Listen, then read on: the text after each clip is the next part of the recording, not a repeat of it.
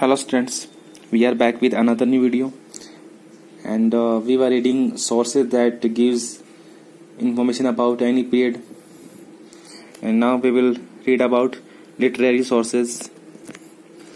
The books that were written by hand long ago are called manuscripts. Manuscript क्या होते हैं? जो books काफी समय पहले लिखी जाती हैं by hand are called manuscripts. Usually two types of materials were used for writing the manuscripts. These materials were palm leaf and the specially prepared bark of a tree known as the birch that grow in the Himalayas. और ये जो manuscript थे ये two types के material से इन manuscript में two types के materials का यूज होता था. इनमें पाम लीफ और एक ट्री का बाग होता है, पेड़ की छाल होती है जिसको बर्च बोलते हैं और जो हिमालय में पाई जाती है. इन दोनों मटेरियल्स का मैन्युस्क्रिप्ट में यूज होता था. But from the 13th century paper was use for writing. लेकिन 13th सेंचुरी से इन मैन्युस्क्रिप्ट्स में पेपर का यूज होने लगा. During this period paper gradually became cheaper and easily available, so the number and variety of textual records increase dramatically during this period.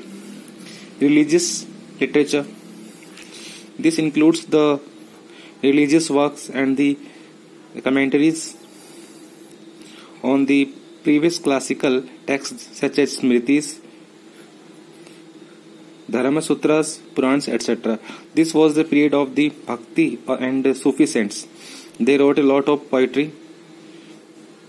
The Ramayana and the Mahabharata were written in the regional languages. Ramcharitmanas of Tulsidas was written during this period. और जो रामचरितमानस है वो भी इसी period में लिखी गई थी जिसको तुलसीदास जी ने लिखा था. Secular literature, chronicles. A chronicle means a record of the rule of the king and life of the court. Chronicle क्या होता है? ये एक रिकॉर्ड होता है जिसमें किसी भी किंग के रूल के बारे में और उसके कोर्ट में जो लाइफ होता था उसके बारे में बताया जाता था. Usually kings had court chronicles. They wrote important happenings of the kingdom in detail. Most of the chronicles during this period were written in Persian, Arabic and Turkish. ज्यादातर जो क्रॉनिकल्स थे वो पारसी, अरेबिक और टर्की लैंग्वेज में लिखे गए थे. Some important chronicles of this period are as follows. So कुछ important chronicles हैं. राज Tarangini, a Sanskrit composition by Kalhana. This is a history of kings of Kashmir.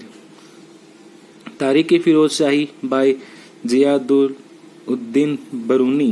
It mentions the history of sultans of Delhi. Khazen-ul-Futuh and Tughlaqnama by Amir Khusro. They describe the reigns of Khiljis and the Tughlaqs. This is Khiljis. Autobiographies. Autobiographies क्या होते हैं? जो खुद की life पे based हम कोई book लिखते हैं उसको ऑटोबायोग्राफी बोलते हैं. Some important autobiographies of this period are as under. Futuhat i Firoz Shahi by Firoz Shah Tughlaq. Tuzuke Baburi by Babur. Tuzuke Jahangir by Jahangir. तो ये कुछ ऑटोबायोग्राफीज थे. Biographies, some important biographies of the medieval period are. Autobiography होता है जो खुद के जीवन के बारे में लिखी जाती है, और बायोग्राफी जो किसी और के द्वारा लिखी जाती है. So Prithviraj Raso by Chandbardai. It deals with the life and adventures of Chauhan ruler Prithviraj Chauhan.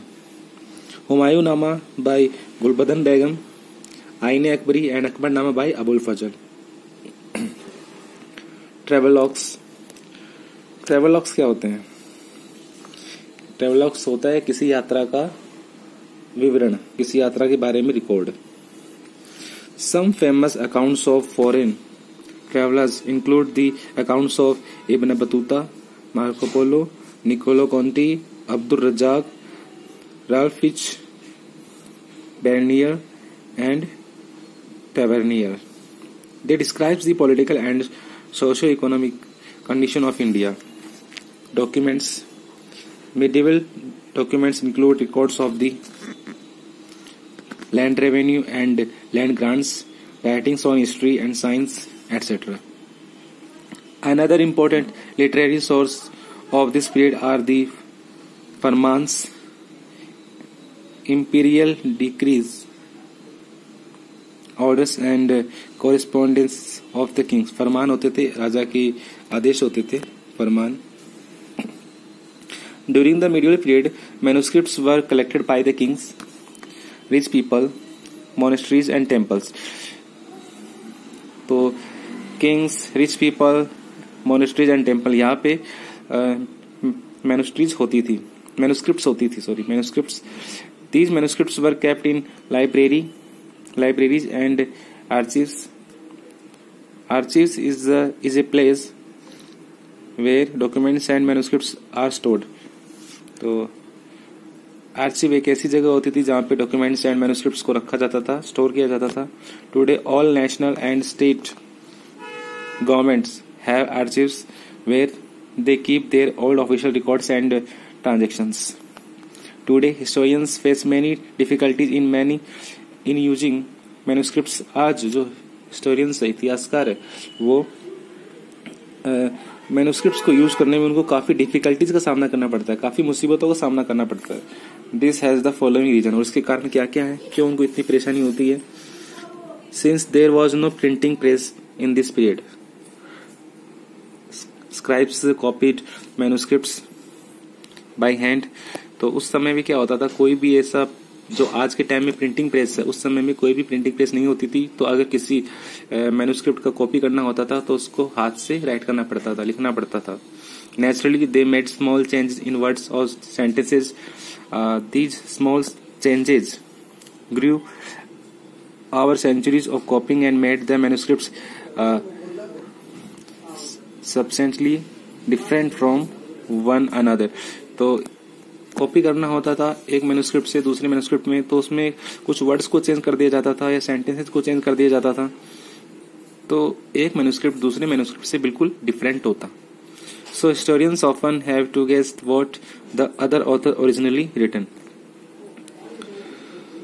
तो सिर्फ एक हिस्टोरियंस अंदाजा ही लगाते थे कि ऑथर ने लिखा क्या है, क्योंकि लैंग्वेज जो चेंज हो जाती थी, वर्ड्स चेंज हो जाते थे, सेंटेंस चेंज हो जाते थे।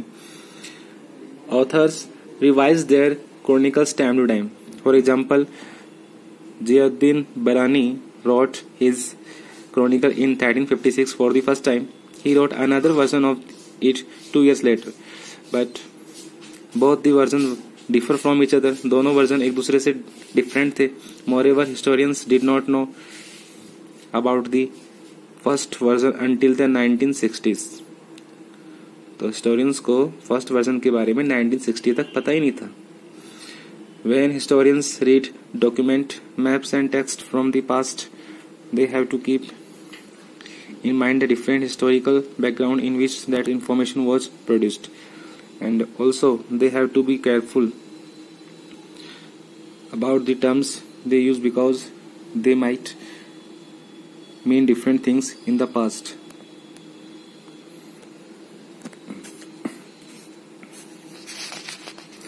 Now we will talk about historians problems. Historians को क्या क्या problems होती हैं?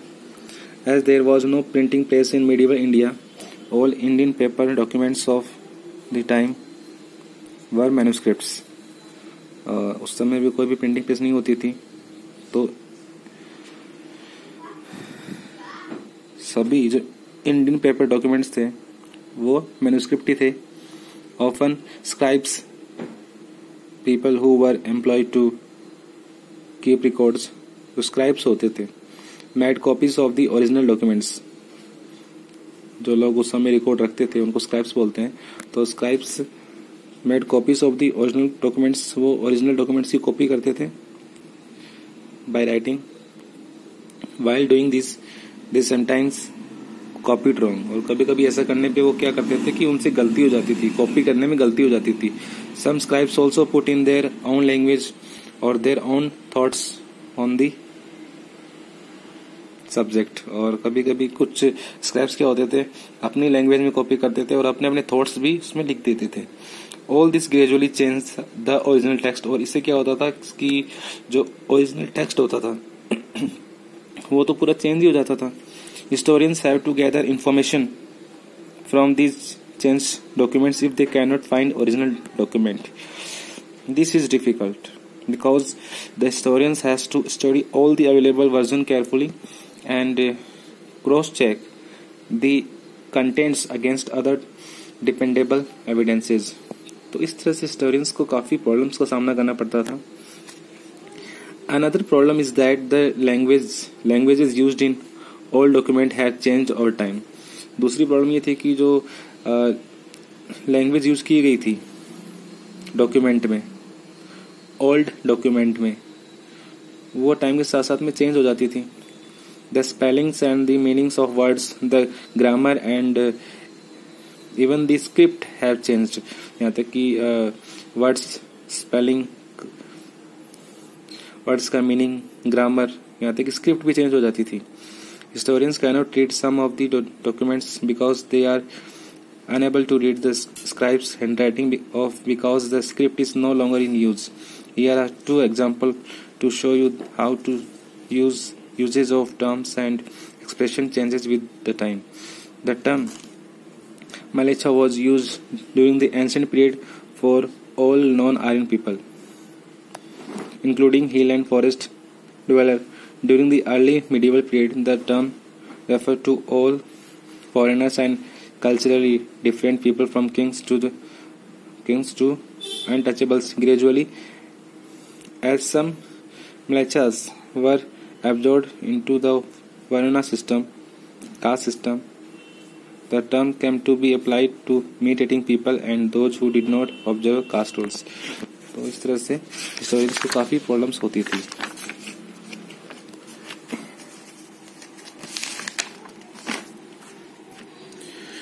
The term Hindustan also represented different territories at different times. अलग अलग टेरिटरीज में अलग अलग समय पर जो हिंदुस्तान टर्म है वो अलग अलग शब्दों से, अलग अलग टर्म से यूज किया गया, रिप्रेजेंट किया गया। Around the 3rd century AD, the southern part of the Indus plain was called Hindustan in the inscription of the Sasanians of Persia who ruled over the region.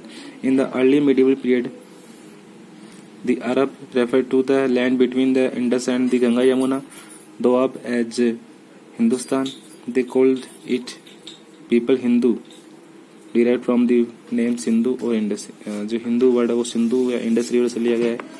In the later medieval period, Hindustan or Hind referred to nearly the whole of India except the extreme south. Today the country India as we know it called Hindustan. आज जिस country में हम रहते हैं, जिसको हम जानते हैं, उसको हिंदुस्तान बोलते हैं। So you read this chapter again and again.